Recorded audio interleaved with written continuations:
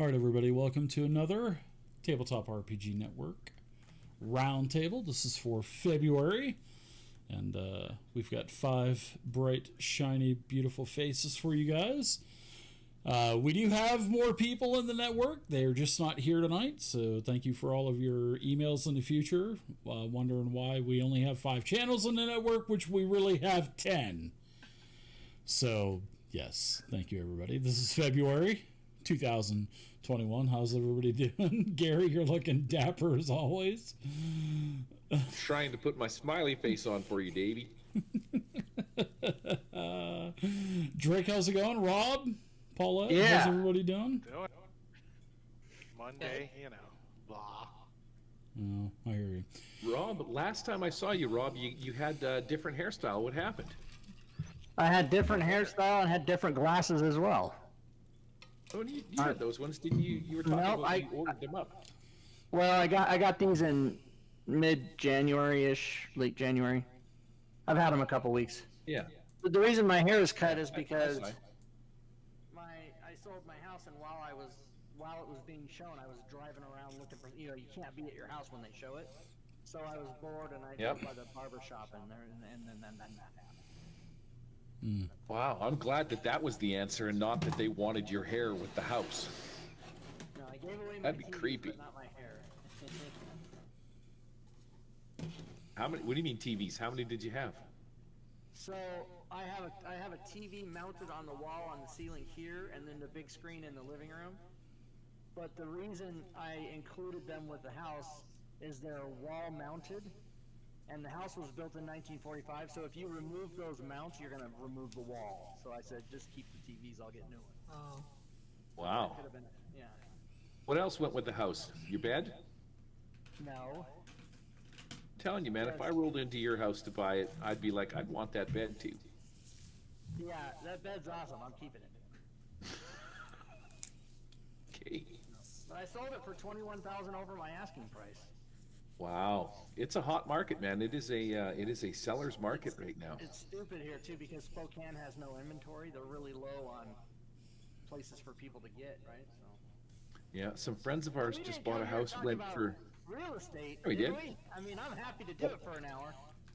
Isn't that what the R in RPG stands for? Real estate It's playing real estate player's game. Yes, that's exactly right. player's guide. Player's guide. Oh, I thought it had something to do with Paizo. What is there a thing going on with Paizo I need to know about? No, That's Dave's no, department. no. No, I just rolled in late on that one. just the Kickstarter that's going really good with Pinnacle. So not gonna back that. Yeah, that sucker. Pathfinder. Yeah. 400K. And Pathfinder put together, right? Yeah. That's their. Yeah. Yep. I guess they're going to start doing box sets for all of the different adventure paths. So they've got Rise of the Rune Lords as the first one, which is pretty good, but the price is just way too much for me. I just don't want to spend, $300 for, both box sets. I mean, not to say that it's not worth it, and they're highly successful with it, but, Kickstarters have just exploded into a full business, and Kickstarters aren't even doing what they're supposed to be doing anymore. Kickstarters were supposed to be something to help a company produce something, that to make it become a reality. But all of the game companies now, they've got all this stuff all done already. Instead of just releasing it, they're just capitalizing on Kickstarter to put out a finished product. That's how I see Kickstarter as now with RPGs. So, but that's just my opinion. Smiteworks did Kickstarter for what it was supposed to be for, which was making sure that Unity could be funded and hiring more staff and stuff. They did it the right way. Correct. Yeah. Oh, and man, if you guys want to talk about that, let's get after it. Because, that was sort here's the thing. We were talking about this the other day, and here's the thing that I find frustrating. Like, I get why Kickstarter is the way it is, especially with PEG. You take a small company like Pinnacle, who runs their own Savage Worlds.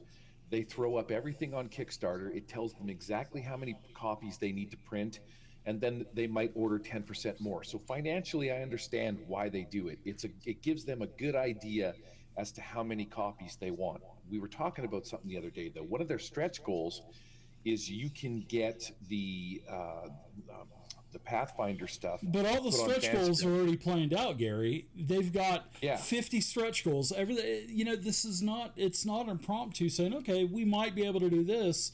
It's totally done months in advance, and it's Yeah. just not, it's not a Kickstarter to me anymore. That's why I And, just well, kind of this- get away from them. And I'm sorry, continue on. And so what I was getting at is that when you look at the stretch goals for Savage Worlds, for example, one of them is to have Pathfinder put onto either Fantasy Grounds Unity or Fantasy Grounds or Foundry, one of the two, right? And then you got to pay extra for order to- them. You got to pay extra. Should be a stretch goal. Should be included in the price for people that back it. Whatever, maybe they gotta take it in the butt a little bit. But here's why I really liked what Fantasy Grounds did with their Kickstarter. I don't play much on Fantasy Grounds. It's my second favorite. My go-to is Tabletop Simulator. But I backed Fantasy Grounds Unity, and I got, I think, $110 in extra stuff.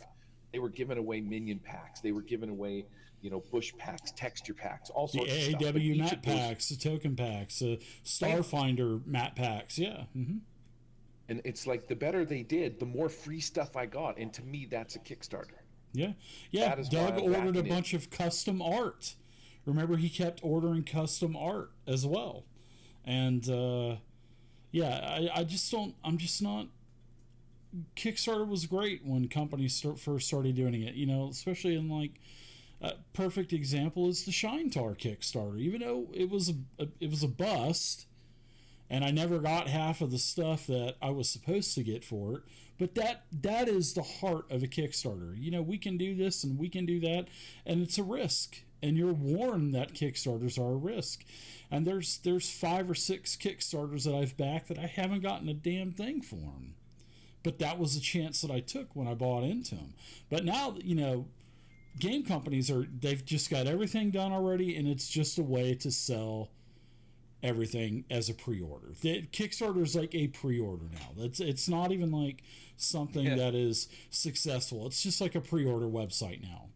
I mean, there are still a lot of companies that utilize Kickstarter as it's supposed to be utilized, but there's a lot. I'm not going to mention any names that we've already talked about, but there's companies out there that don't utilize Kickstarter the way it's meant to be utilized.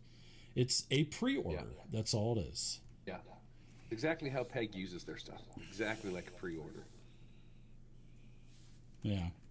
Screw them, right? Screw those It's guys. like Kobold Press. They did a great Kickstarter, the Tome of Beast for D&D 5e. It was an unbelievable Kickstarter. It was pricey. It was, 80 to, I think it was $100. But you got the Tome of Beast, you got the adventure book, you got the map pack. It was a great deal. And then when the Tome of Beast 2 came out, it was like twice the price. Because they knew that they were successful in the first one, and we're going to go ahead and just pre-order this now, and you can go ahead and pay twice as much now, or 1.5 times the amount. And that's why I just don't do Kickstarters anymore. Yeah, I didn't back Savage Pathfinder. I'm sorry to say. I think I pulled my stuff out of there. Here's the problem: is like I really like Savage Worlds. It's my go-to system. But Pathfinder, because it has its own mechanics and it's its own deal, the problem is where do they blend it? Do they blend it more in the play it Savage Worlds way, or do they blend it more in the Pathfinder way? And until I see that, I don't want to back something as crunchy as Pathfinder. You know what I mean? I might be buying peanut butter that has too many nuts in it, is what I'm getting at. Well, I always buy the extra crunchy is what I always get peanut butter wise, so I'm okay with it. No nuts. I can't be having nuts. We can just look at that head of yours and just tell that you like it smooth with not a lot. But yeah, I mean, I would love to back the Pathfinder Kickstarter. That is hair. There's hair there. Just a little bit, yeah. I just went in there and said a number 1, and they always do. They say the same every time I say that. Are you sure? Yeah. And I do the joke every time they get like 3/4 of the way through, and I go, "Is now when I tell you I've changed my mind?" I do it every time. They think I'm hilarious. Rob, I'm thinking that if you got drunk and passed out outside of McDonald's one time, nobody would mess with you. Yeah, You know what I'm saying? except that's not a possibility. Why? Because I can't drink. What? No, I've had a liver transplant, sir. Oh. All right. Oh, you're so disappointed. I've That? never told anybody I've had a liver transplant, and the reaction was, oh. Yeah, It's just I don't drinking drink. can be fun. I wasn't a drinker anyway, which is why that whole situation was so unfair. I should have been partying. Would have been the same result. Right. I would drink around So you is there guys. drugs you could do? Well, I don't know if I drink around Gary. That would be kind of questionable. Why not? Hey man, waking up next to me naked, covered in Vaseline is every boy's dream. Wait. What? Oh, easy. That was totally creepy. I mean, yeah. I mean, I would like to back on the Kickstarter thing. I wouldn't mind backing the Pathfinder Kickstarter. It's just that it's just too expensive. $300? I mean, come on, man. I mean, it's like you can buy the suede box, and pay $80 for it, $90 for it, and it has the same stuff as what the Pathfinder box set's going to have in it. It's modeled the same exact way as all of the. From what I've seen, there could be a couple items off, but it looks like it's the same format as all of the other box sets that have been done with Kickstarter. And then there's the Rise of the Rune Lord box set. So, that $80-$90. So $160-$180. Now it's $300. I mean, I'm just not. Yeah. You know what's funny is here's the other gimmick too, bud. Like when you where are you going to play it? You're going to play it on Fantasy Grounds. You can buy it on Fantasy Grounds for $40. Why not just buy it there? Yeah. Or $40. You're in. Yeah. You're gonna play it there anyway, right? So you'd be Why like, spend Rob, $75 give up on the- on books. He's like, if it's not digital, I'm not buying it. No, I'm not buying it unless it's digital. Yeah, I mean that's why I'm downsizing. I mean I'm literally downsizing all of my stuff, so I just got too many miniatures. So Well, I when you don't get have rid too of some of many them miniatures, hats, but- let me know. I'll take one. Oh, what, these type of hats that I have? Oh, I've only got, let's see, I got 1, 2, 3, 4, 5, 6. I got like 7 D&D hats. So All the same or different? no, they're all different. No, Oh yeah. I have one. I get. I've got my one that says Denver and Dragons, and people always go, "Hey, Dungeons and Dragons," because it looks like it's that font and everything. And Yeah. I go, and whoever I always go, "Is that what it says?" And they go, and then they go, "Denver and Dragons. What the hell is that?" And then I Yeah, have to right. I have to That's a explain it. nice hat, yeah. So to finish up on Kickstarters and Pathfinder Kickstarter, I definitely wanted to back it, but I'm not paying $300, man. I just don't. And granted, yes, they've done really well, and I'm happy for Shane and Pinnacle and everything. And I love Savage Worlds, I really do. I'm a huge, supporter of Savage Worlds and Suede, and I think it's a very underrated system, and I wish it would get more publicity. But I just can't see spending $300 on the box set, and I'm sure it's going to be, I'm sure it's going to be beautiful, but yeah, not just not for the price. So, $75 for digital. You are the digital DM. yeah. But I've got players once this COVID stuff is over, or once everybody gets vaccinations, and we're going to start, ramping up a game again. Because we made Starfinder characters, we made Pathfinder 2 characters in January, and we played some dice games. We played some Chupacabra. We played some zombie dice. We played D&D board games. And while we determined on what we were going to play, and then COVID happened, and we've just been keeping in touch via email now. So, but like I said, hey, that Pathfinder, Pathfinder Kickstarter is very successful, and a lot of people are buying it.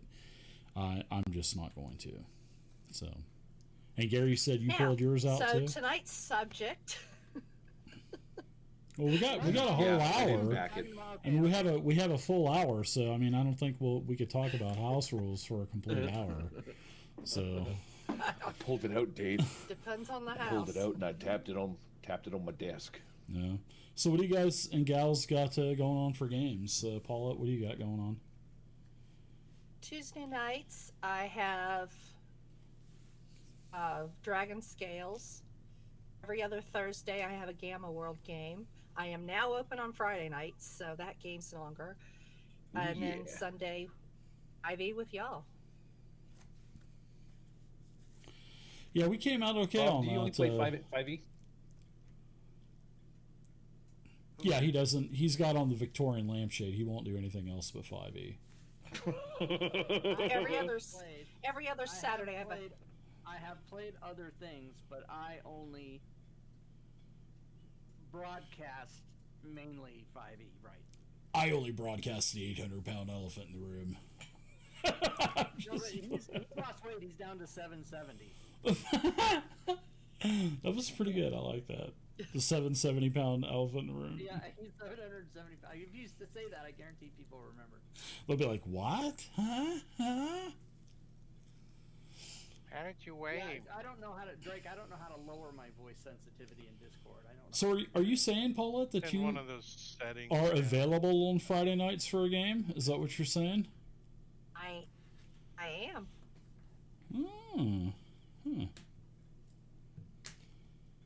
Gary, what do you got going on? How many games are you running? How many games are you playing in? Currently, I run one every second Sunday. Doing ICRPG on Tabletop Simulator. I've been doing it now for about a year. It's an ongoing campaign. In fact, actually, Rob, you'll like this. Did you ever play Adventurers League, Rob, when D&D 5th edition came out, season 1? So not only did I play Adventurers League, I was on the DM team on AOLtools.net or whatever that site was for like a year and a half. What was that, 1970 when the internet first came out? What was it called? AOL what? It was called AOLonlinetools.net, and that's the database that they played online Adventurers League on in 2016.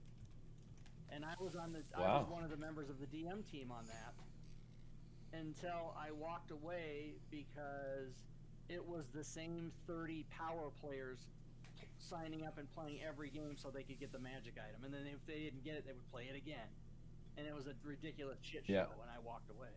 But I am a huge fan of Dungeons and Dragons 5th edition, and I think that Adventurers League is the Antichrist. I do not like Adventurers League. So I don't actually play by the Adventurer League rules. I just run the adventures. Oh yeah, some of those minus are really cool all of the they're like little 2 or 4 hour things, right? Yep. Right, they're just little one-shots and stuff like that. So I don't know if you played them, but that's actually what I'm doing. The first season is really cool, man. It's a great story. And you start off in this little town called Flan, and then from there you go off and do little adventures, go rescue this farmhouse family from bugbears and whatnot, right? But it slowly builds up, and you do all these different adventures. But it's weird. It's cool because each of the adventures will have a person in it that will link to or comes back in later on. And so it's sort of like these 10 separate or 14 separate adventures interweave into another. And if you play them all, once you get to say number 8, all of a sudden you're like, this guy is back. You're like, oh, I remember that guy from this adventure. So it's pretty neat. So I'm doing that one right now, but I've changed it to use ICRPG rules, which is basically like Black Hack or Dungeons and Dragons. Get rid of all the extra stuff and whatnot, and it's a very simple system and whatnot. And I've been playing it for the last year, and I think I'm at 10. Number 10, Tyranny and Flan. This green dragon comes in and takes over the town of Flan. This guy named Vorin Shax or some swoops in, tears off the side of the castle wall, sticks his head in and just fills it with noxious gases, takes out all the nobles and stuff like that. And the party just got back from their last adventure like, oh shit. So yeah, it's pretty good. I like it. I finished that up in Tabletop Simulator. Then guess what I'm doing, Dave? Dave, do you ever play Last Parsec? That's Yeah, I played it. Yeah, a couple times. I liked it. yeah, yeah, it's good. It's cool. It's Last Parsec. I played a Yeti. Dungeons and Dragons. Yeah, it's D&D in space. It's fantasy, I should say, not D&D. It's fantasy in space. Yeah, it's sci-fi fantasy. Yeah, sci-fi fantasy. Yeah, it's good. I played a Yeti. Yeah, that's what I played. Like the Expanse, I wouldn't call the Expanse fantasy because it's just humans and stuff. You have Martians, you have the Belters, you have humans and stuff, right? This is generally humans. There's no alien races. But this like fantasy in space, you got Yetis. You can make your own. I made this character called Gloot that was he was like what's his name from? Oh man, Yazik, not Yazik. Yazik was his name from the Family Guy. He did the space show. Anyways, he's basically a pile of snot, and I called him Gloop. And so that was my character, but he can transform into different shapes, so he could be humanoid, but he still looks like a human pile. He looks like a giant human gummy bear. Yeah, that was my cool character. Anyways, cool. I'm going to start this adventure called Iron Gate, where you play security personnel that work for Jump Corps. You get shut onto this place called the Ice House, which is a floating satellite space station over top of this planet. It's a prison planet that you can't get off of. The Ice House stops any traffic from coming in, so if you try and fly in on your ship, this place has like ships on it that will gun you down. Nobody leaves the planet. You're imprisoned there, and you're basically miners, right? And so you fill up beryllium into the containers, and then when they pull it up, they'll ship down food. You ship the beryllium up, they ship you food, right? That's how it works. But somebody's been getting off the planet because one of the prisoners was found on a different planet, and there's no way to get off this planet, and you have to, as the undercover security guys, figure it out. So it's called Iron Gate. So I'm going to be playing that.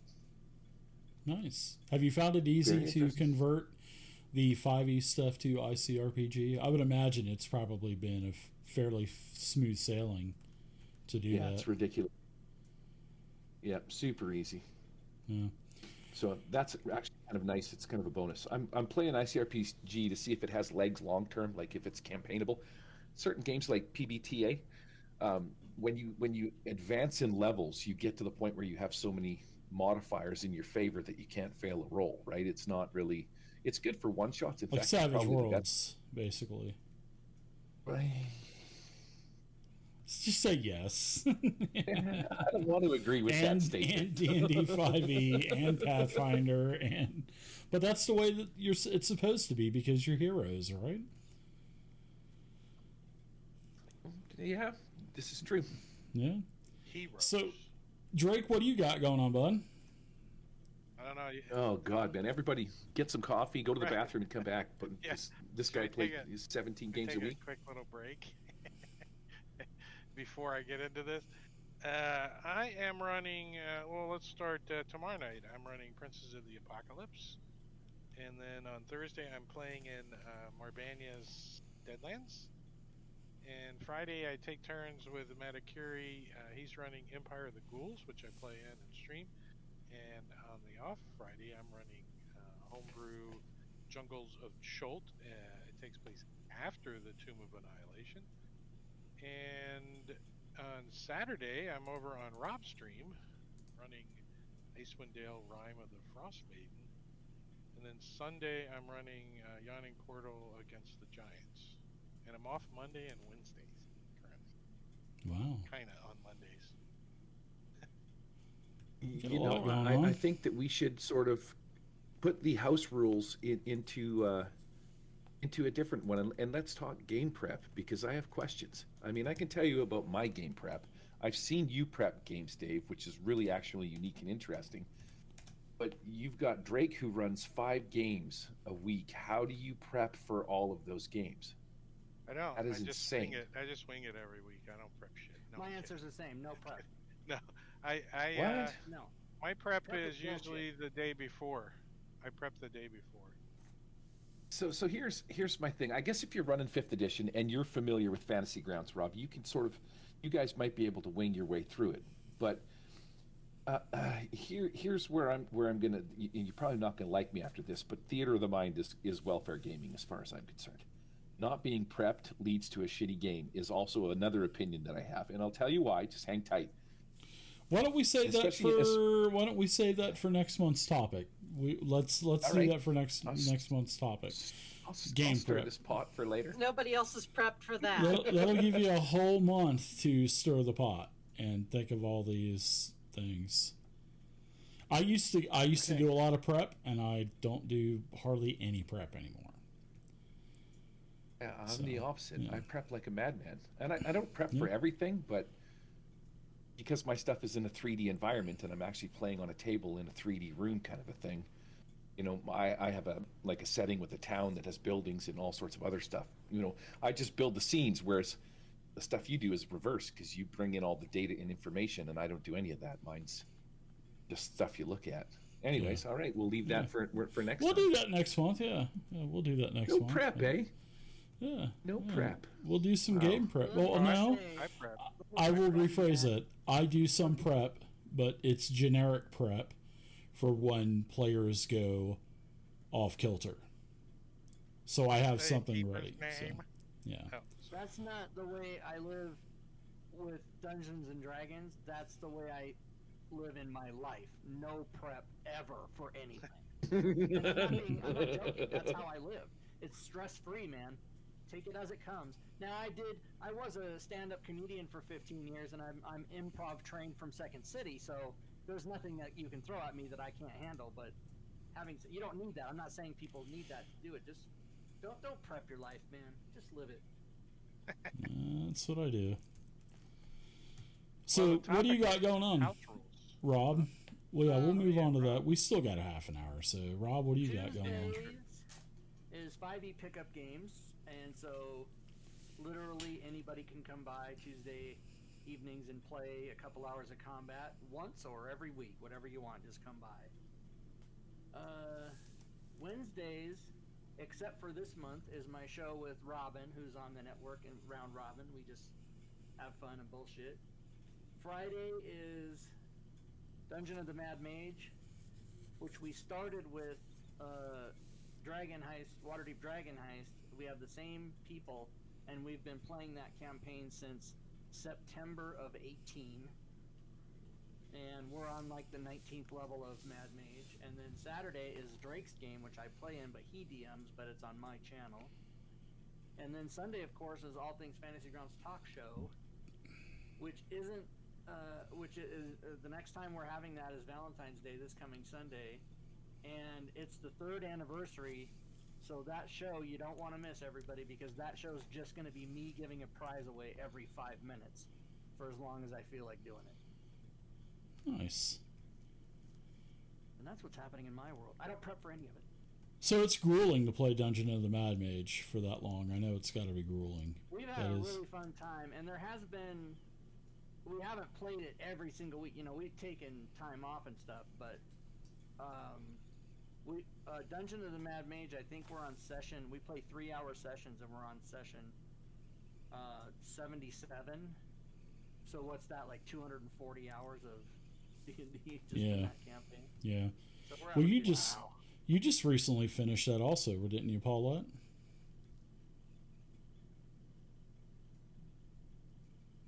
Your mic's off. Your mic is off. Yeah, I just realized it. The Mad Mage, yes, that was my Friday. I haven't got the ambition to run that one yet. Yeah, I won't ever run that one. It's started a long I think I'm gonna campaign. pick it apart. I'm gonna pick some elements out of it. Just take some of the encounters and stuff out of it. Yeah. There's a certain Savage Worlds game that I've wanted. What was that first fantasy adventure Shane put out with the spider on the front? What was that called, Gary? It was something Midnight Evil. Something. Yeah. Thanks for Never Night or something like that. Never Night, Ember Night, something like that. I think. Never. Yeah, but I read a lot of that, and I actually really liked that story. I wouldn't mind actually running that. And usually when I do Savage Worlds, I don't do fantasy.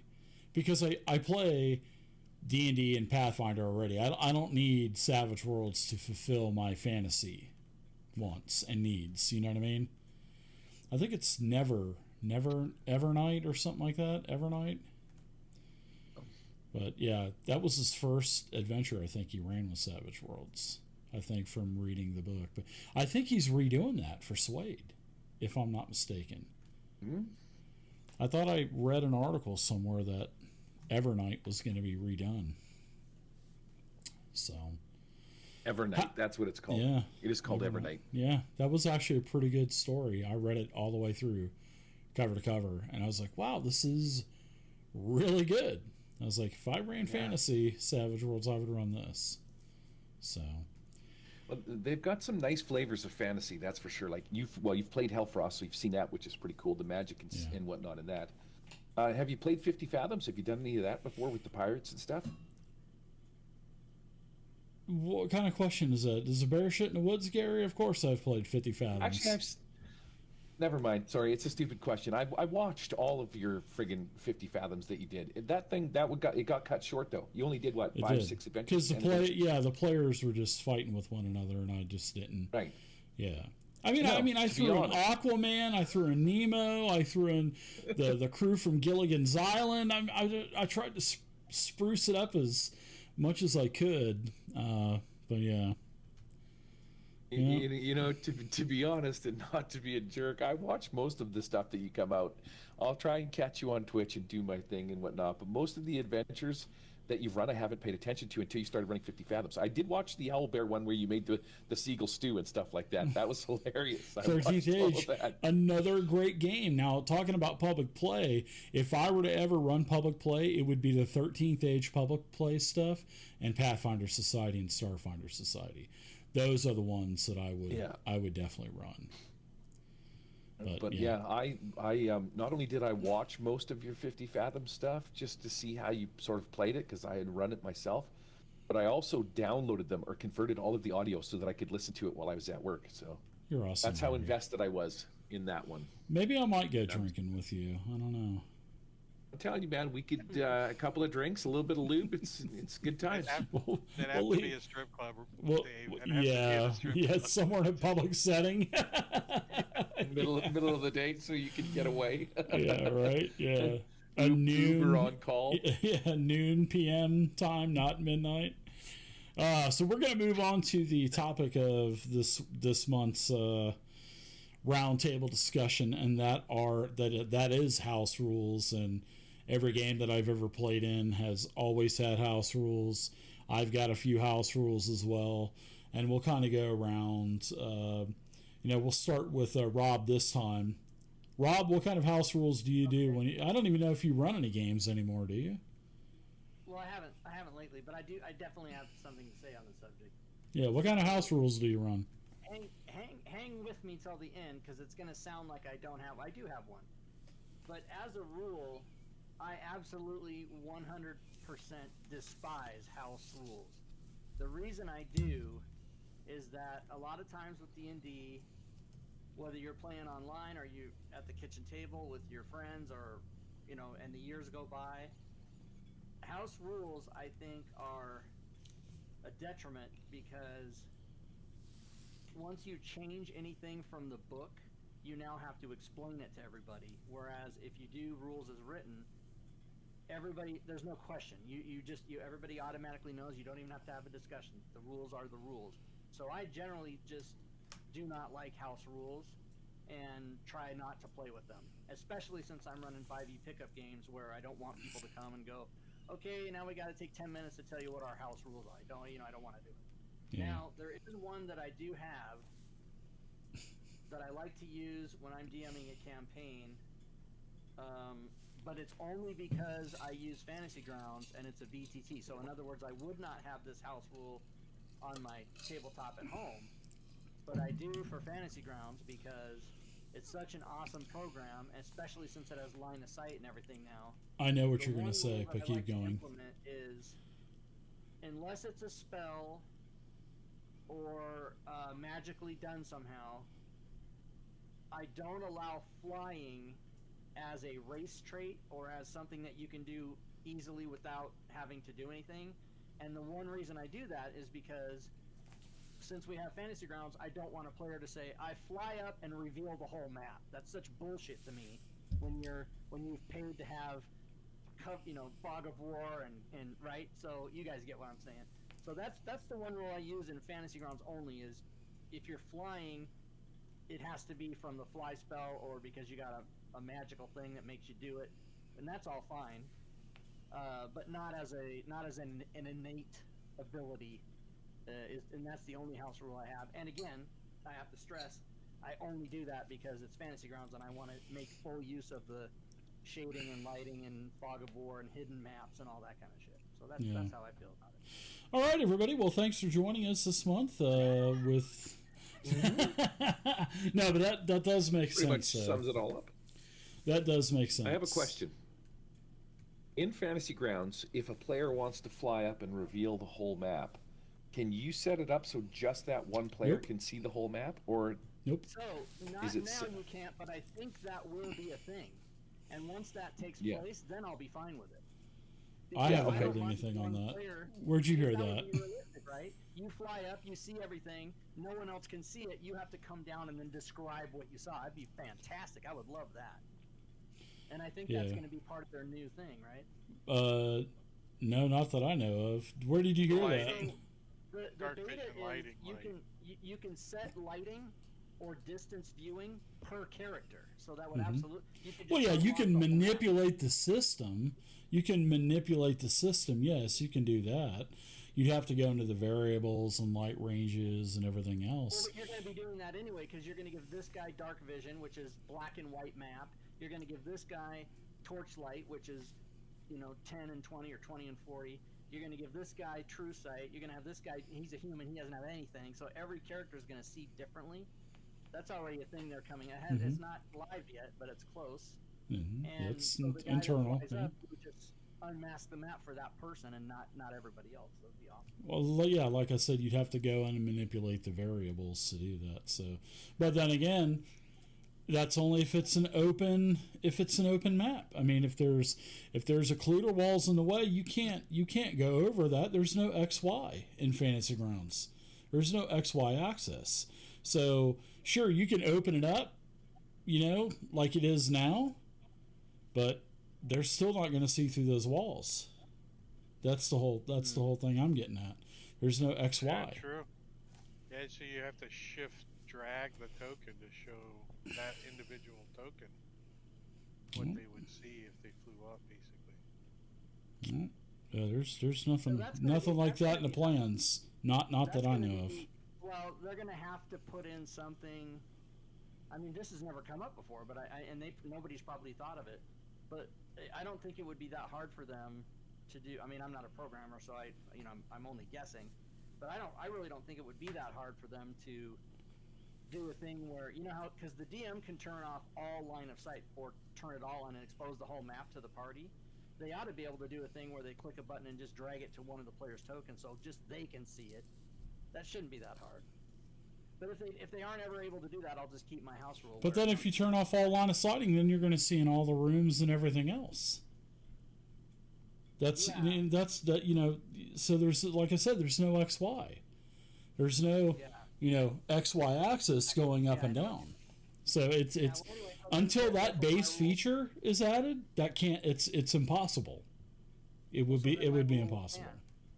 So your house rule makes perfect sense. No flying familiars that you can see out of their eyes, and no Aarakocras. There you go. End of story. So, I mean, I get it, but it's just so hard to translate. You certainly can. You just can't fly. It's just so hard to translate every single rule into a book, into an application. It's just so hard to do that. So. I can't wait to hear what house rules you guys like, because I know there's some very common ones that I've heard before, but I'm very interested to see what you guys play. Oh, I've got a good one. I'm just gonna turn my mic off, and you'll see me swearing, but you won't hear it. No, never hear you swearing. That's Drake, awesome. what do you got going on for house rules? Do you have any house rules that you use? Who? Drake, you? Hello? Oh, yeah, no, not really. I I don't really use house rules too much. I do have like a couple of oddball things that I do. Like I have the drunk player bag. I mean, that's what I call like when somebody can't make the session, so I just stick their character in the drunk player bag, so we don't have to deal with where your character went. You know, you were just in the drunk player bag. You can't do nothing, and you survive everything, but you're just in there. So, Yeah. and then when you get back, we just pull you out. There you are. Now you're with the party. You didn't have to explain. You went to the Yeah. The drunk tank. tunnel. Yeah, Yeah, I you're like in- that. I Pop out. But for the most part, try and end. I keep the rules pretty much to the core. I do use some optional rules once in a while. I have used the optional encumbrance rule. I have Yeah, that's good. used, you know, I've messed around with some of the optional rules. There Have are you ever some had a things that party man up and go with the optional rule for flanking? I used to use flanking in past editions because it was part of the game, but since it's not a regular rule, I think it slows things down on tabletop. Characters trying to move position and trying to get around, and it just kind of slows things down a little bit. And in 5e doesn't really gain a huge benefit to do that. It's advantage when you're flanking. That's huge. There is an extension now that takes care of all that, so it wouldn't be anything slowing anything down. Yeah, there's an extension that does it automatically. By the way, Yeah. I'm okay with alternate rules. House rules and alternate rules are different. Alternate rules are perfectly fine if the party wants Yeah. to use them, or if we decide as a group to use flanking or alternate healing or all those other bullshit things that are in there. That's fine as long as it's in the book. I'm good with it. I have a couple of things that I wish I might take out of the game altogether, like sharpshooter and great weapon mastery, and the OP shit. I shoot Now- 600 yeah, now feet with explain no that. Why do disadvantage. you not- Twang. You think it's just too overpowered? Yeah, that's pretty overpowered. But if you Sometimes take that the away sniper from the shot is ranger or a- whoever has that, then what do they have left? Or They- is that they is that have- a feat? I don't know. It's a feat. So anybody You can know, the Rob, wizard can somebody's take got to it cook and the use it with beans. the spells. That's right. You know, when- It's a feat, so. Yeah, when 5e first came out, I was very anti sneak attack. I was like, what is this crap? Somebody just has to be standing beside you. Because, playing, 4th edition, all the other editions, you have to literally be flanking to get any kind of bonus. But then, after a little bit of time and thinking about it, I was thinking about house ruling to where you had to be flanking to get sneak attack. But I decided not to do that just simply because 5e's rules light. I mean, they took everything out, and it's just such an easy game. And So that's again, why I just said, gonna keep it the same. So I didn't do took it. Sneak attack away from the rogue. What does it have? I'm now? not So a taking lot of- sneak. I wasn't No, no, taking but sneak attack no, away. I know you're not, Dave. I'm just making the point that when people say to themselves, you know what, there's a thing in D&D, I don't like it, I'm going to remove it, you're fucking just imbalancing the game no matter what you think. It's not imbalancing. You just got to move 2 more squares to get behind a target, depending on the size of the creature.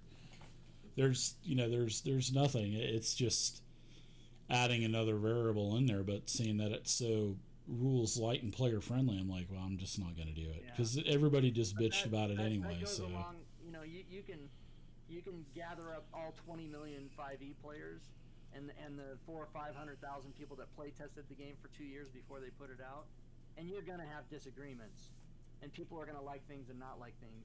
But that's why I don't allow house rules. Is hey, you may like something and you may not like something else, but let's just agree that what's in the book is what we're going to use, so there's no question about it. Yeah. That's why I don't fuck with it. Well, that's back in the day when I used to try to make everybody happy.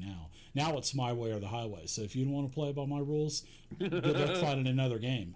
So that's how I roll now. So, 5 years ago, I would have told someone to hit the road if I was going to play it. I'm like, well, then go find another game. So that's just Whereas the way Rob the way I do it. about 50 years ago, never cared about making everybody happy. Not even once. Yeah, you just can't make everybody happy. So you got any other house? Sorry about that, Drake. You got any other house rules you go with? Yeah, I'm coming up with a new one. No Rob Tui at my tabletop. Nice. I Nice. actually like that one. I do. Nice. I approve. Gary, what about you? Now, What now, kind Robbie, of house Robbie, rules you got Rob, in you've your ne- games? I got a bunch here, but Rob, you've never had like a sexual partner that you've made happy? Okay, well, you're right. I take it back.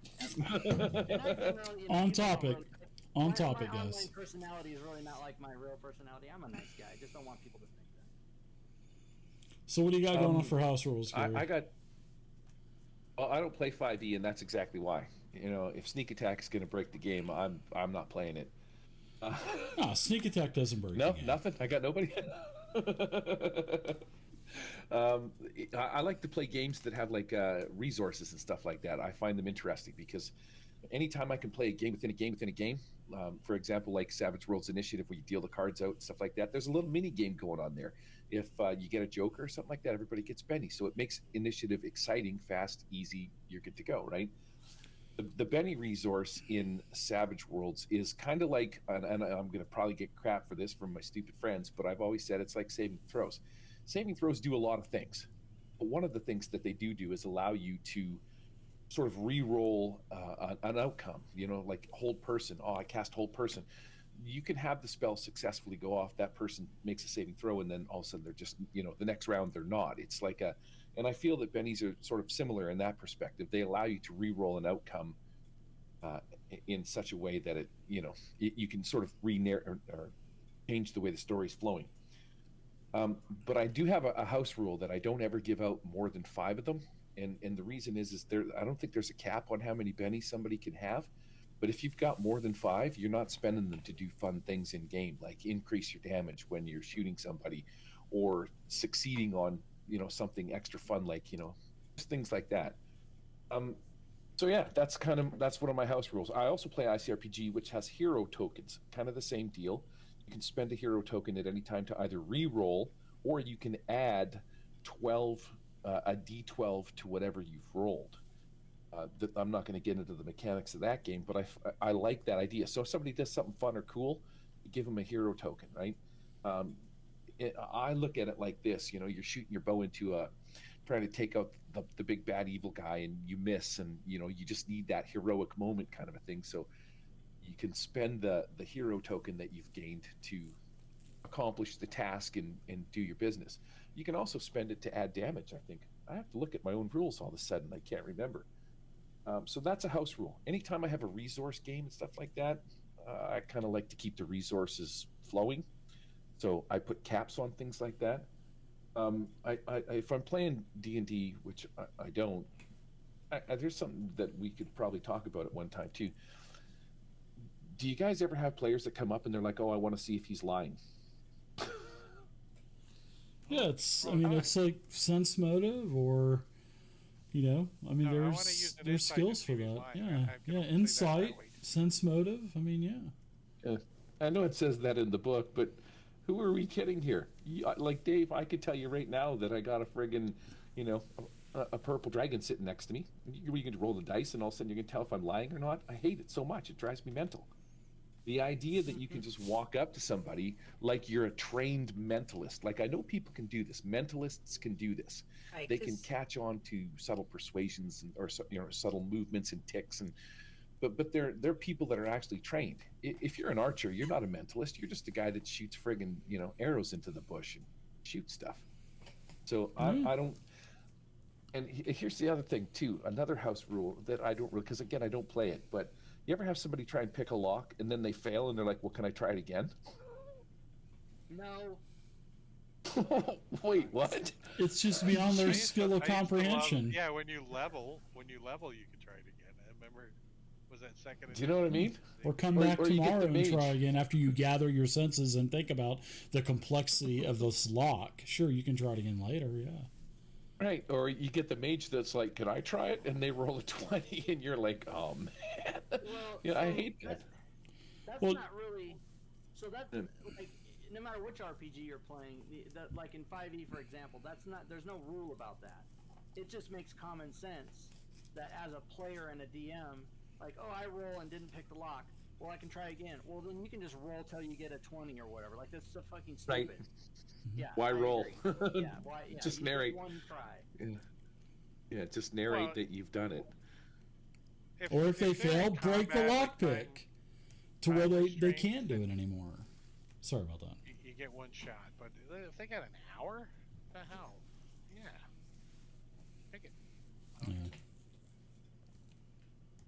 Unless You it's a want to try. bank vault or something, you know. Paulette, what about you? In a Or do you situation have any like that- other, Gary? I'm sure I got more, but yeah, that's my main one. I like to do the resources. I was going to say too, you know, if the thief can't pick the lock, he fails. He's done. He's off to the side. A mage could come up, take the time to learn a knock spell. He could probably get through it that way. Or you leave it up to the fighter, who then just has to beat the door down. Yeah. Door. You know what I mean? And that Narratively, doesn't so he's happen banging very them. often, you know? Right. Beating down a door, you know, just doesn't happen very often. They Especially usually when you fail got rogues with double proficiency in lockpicking and stuff. It just doesn't usually happen in 5e. But in Pathfinder, it happens, where you got to beat the door How do you down. feel about inspiration, Rob? Do you dole out inspiration often? No, but I do. But I try to make it like you gotta do some pretty fantastic or funny shit. Like I'll Yeah. naturally what will happen is something will happen in the game, and everyone will crack up or everyone will go, "Oh, that was pretty smart." Then I'll go, "Hey, you know what? That's inspiration right there." I don't give it out like candy, but I do give it out. Yeah. And I it's really the like thing, you know, the the advantage. inspiration from him is you have to go to the hospital and almost die, then he'll give you inspiration, but otherwise he won't give it to you.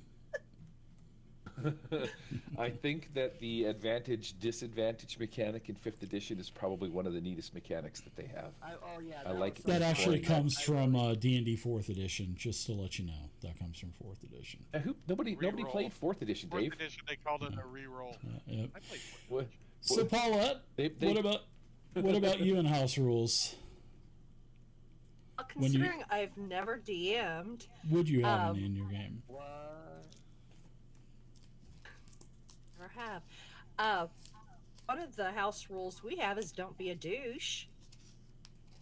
Well, What? everyone should have No, that. that's a good house rule, even though it is common You sense. But Notice yeah, how many I like ways that. don't. Hmm. We also don't allow. We wait until break. There's a discrepancy in a rule. So there's no playing rules lawyer at the table. Do it at break, and then we come back into game later and fix it. Yeah, that's cool. So we don't take 2 hours because somebody's like, no, that's not the way I want it. Well, maybe Well, because that's more of DM's a doing table rule something as different. opposed to a house rule for a game, though. I see what you're saying. Yeah.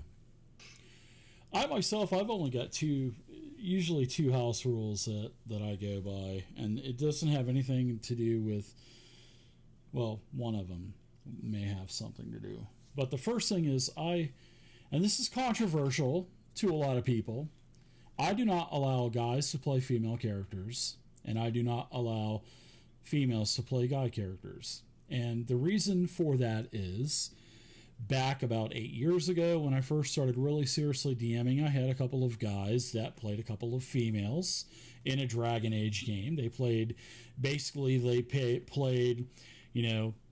supermodels and chainmails and bikinis, and they flirted with every single NPC.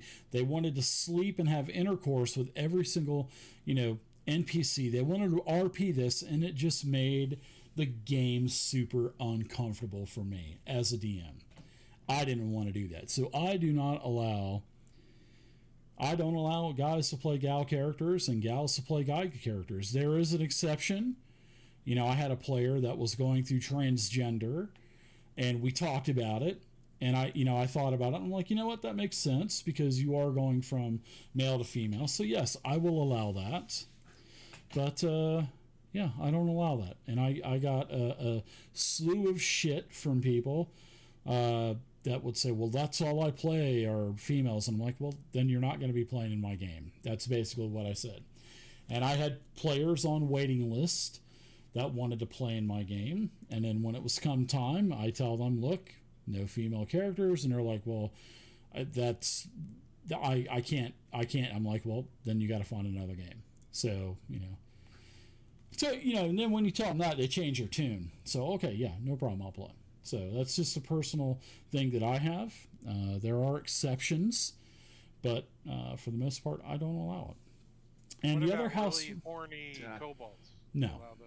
no, the kind that hump your leg. I would have just given them no. an uncurable STD. Yeah, they would have got gonorrhea or something. And, You can't cure that back in the day. The last one that I have is, I thought it was a fun one for D&D 5 games D&D 5e games that I ran. I would purposely give out a bunch of scrolls, and I would allow any player to cast a spell. And then, the rules cycle. There's nothing in the player handbook about scrolls. There's nothing in any book except for the Fandelver box set. It talks about using scrolls, and I would allow anybody to use a scroll. And if they failed, and if they failed on the check, it was a 10 plus, the spell level. And if they failed it, I saw this as Army of Darkness when Bruce Campbell goes up to the altar where the Necronomicon, and he says, Vlatu, Verada, Necktie, Nectar, and he kept screwing everything up, right? I saw that as someone in a game trying to read a scroll with all these incantations and symbols. So I allowed players to cast scrolls, even if they weren't a cleric, sorcerer, or their spell class. And if they failed, they would automatically, they'd lose the scroll, and they would have to go to the wild magic sorcery table. And we had a lot of fun and a lot of drama from that. So I would ask the players at first if they wanted that. So it was sort of like an optional rule, but it was something that I came up that was a personal house rule of mine. And most of the time, they did do it. They thought it was fun, and I gave out scrolls like candy, and there was a lot of mishaps, and it was very fun. But other than that, optional stuff to comment with Drake. My Fantasy Grounds crew game, they actually manned up and said, let's go with optional flanking. Because what's good for the goose is good for the gander, so not only do they do it, but all the creatures, if they are intelligent enough, then they will also flank and get the bonus. So they actually literally manned up because, the players, oh yeah, we want that. But as soon as the monsters start doing it, oh, we don't want that anymore. So yeah, cowards. So, and I had that happen a couple times. But yeah, my Thursday game. One of the more popular ones. Oh yeah, man. My players on Thursday, man. Joe and Derek and Steven, man, and Joshua, they immediately said yes. And I even said, okay, monsters are going to do it. They were like, that's okay. And so that they manned up, and it's pretty fun. So. You know which one I'm surprisingly did not think I would like, and I started using it, and I love it, is the re-rolling initiative every round. I love that. Is good too. Inside Fantasy Grounds, I love it. That's just like Savage Worlds because you if it was draw cards every round. I wouldn't like it because that's a lot of work trying to refigure out. Yeah. But Totally agree. Fantasy Grounds, it's so fun. I had a game that actually wanted to do that. I didn't even ask them. They asked me. And I said, absolutely, if you guys want to do that. But also to comment lastly, and then we'll wrap this up, to comment on Rob and Gary about inspiration. I give it out like candy. Because ever since I started playing Savage Worlds, I saw the benefit of giving out bennies all the time. To soak wounds, to re-roll damage, to re-roll skill checks. So I give it out. I have inspiration and hero points in Pathfinder 2 flowing a little bit more just so the players take more chances, because if they have inspiration they'll take more chances and it makes more fun for the game.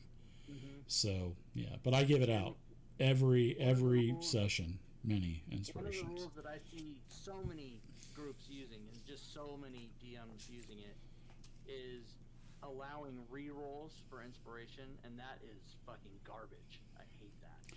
I do that too.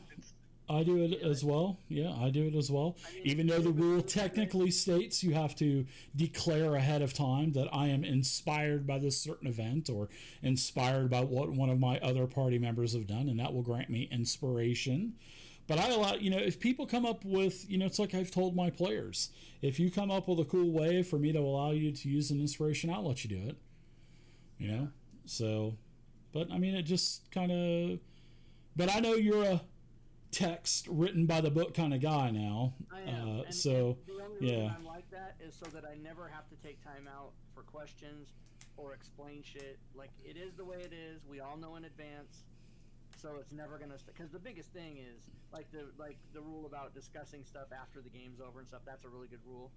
It just you don't want to stop and have an argument about what the rules are. Everybody fucking knows what the rules are. Everyone's 100% clued into exactly how it all goes, and you can move along. And that way, a 3-hour session, you can actually game for 3 hours. Yeah, I mean? yeah. But that goes to say, I mean, when you first get your players and they know the expectations and they know what to expect, you shouldn't have that. You shouldn't have that issue anyway. If you do have house rules, because if everybody is on the wavelength, the same wavelength, you shouldn't have any problems. But yes, I have seen games totally just de-frickin' railed with people. Oh no, this is not the way. Everybody interprets stuff differently, and exactly. If they know that, it's like I have 3 things here on my list that we played Pathfinder 2. We're all still kind of learning Pathfinder 2. So we were talking about, Joe brought up exploration stuff, and I said, sure. I just went with it because he had read it, and I wrote down, I need to read about exploration rules. I need to read about the medicine check feat to where you can just nonstop heal out of combat.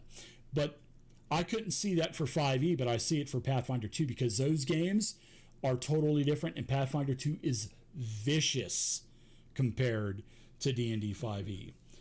So I can see that it is needed, and so I always write stuff down so there are no big 10-minute discussions because it kills the momentum and it just breaks the momentum of the game.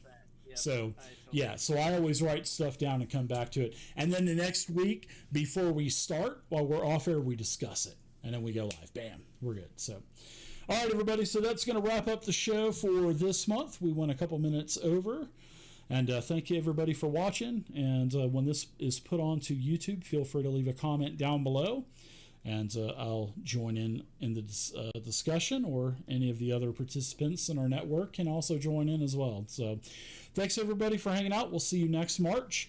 The topic of discussion will be what, Gary? I don't know, pickles? We'll be talking about... Seconds ago, I forgot. Really? You already forgot? Oh my It goodness. was, someone in the chat will know. What is it? Prep. DM prep. Thank Come on, you. guys. Yeah, DM prep. Come on. BMI. Holy crap. The short-term memory... Yeah, that is one requirement to be in the network, is to have a horrible short-term memory. So all 5 of us totally forgot that, and I played it off, but I forgot as well. So thanks, everybody. Avni, thanks for the prep. Yeah, thank you, everybody. We'll see you next month. Yeah, happy gaming, everybody. Stay safe. Bye for now.